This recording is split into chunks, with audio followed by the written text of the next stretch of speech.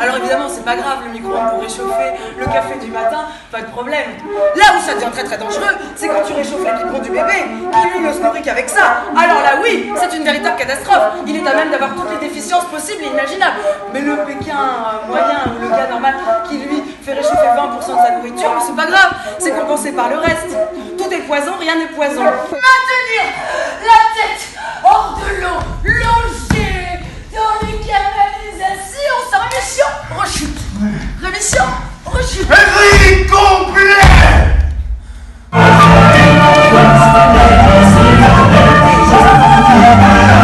D'où vous est venue cette idée de ritournelle et de la mettre en danse?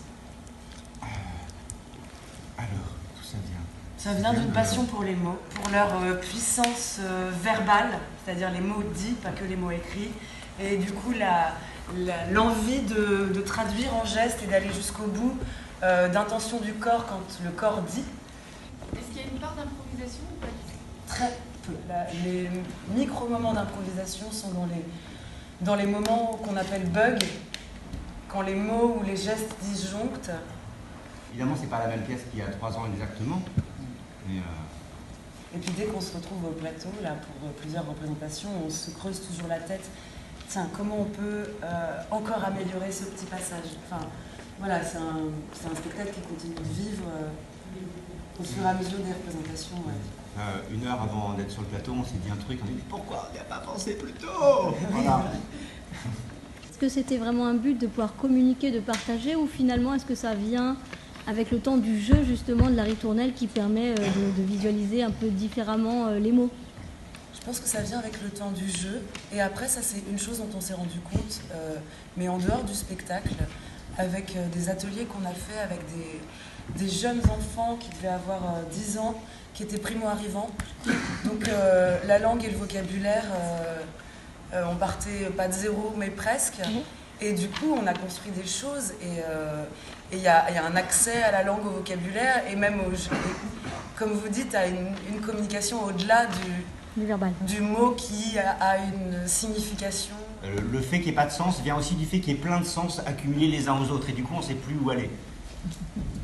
C'est pas seulement de ne pas comprendre tous les mots, c'est aussi de tous les comprendre et de ne pas pouvoir les raccorder.